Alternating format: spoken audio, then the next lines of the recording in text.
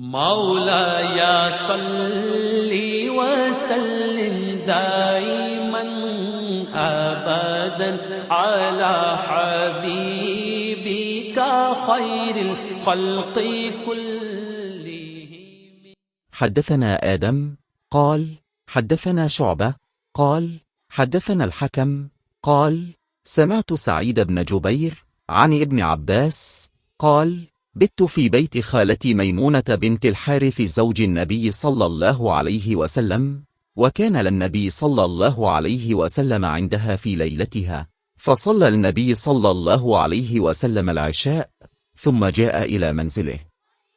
فصلى 4 ركعات ثم نام ثم قام ثم قال نام الغليم أو كلمة تشبهها، ثم قام فقمت عن يساره فجعلني عن يمينه فصلى 5 ركعات ثم صلى 2 ركعتين ثم نام حتى سمعت غطيطه أو خطيطه ثم خرج إلى الصلاة.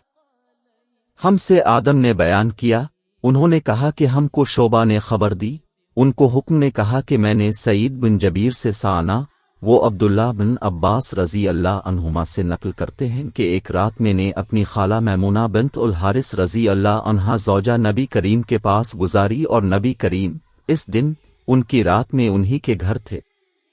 اپنے عشاء کی نماز مسجد میں پڑھی، پھر گھر تشریف لائے اور 4 رکعت نماز نفل پڑھ کر اب سو گئے، پھر اٹھے اور فرمایا کہ ابھی تک یہ لڑکا سو رہا ہے، ایسی جیسا لفظ فرمایا، پھر اب نماز پڑھنے کھڑے ہو گئے اور میں بھی وضو کر کے اب کی بائیں جانب کھڑا ہو گیا، تو اب نے مجھے دائیں جانب کھڑا کر لیا، تب اپنے 5 رکعت پڑھے، پھر 2 پڑھے، پھر اب سو گئے،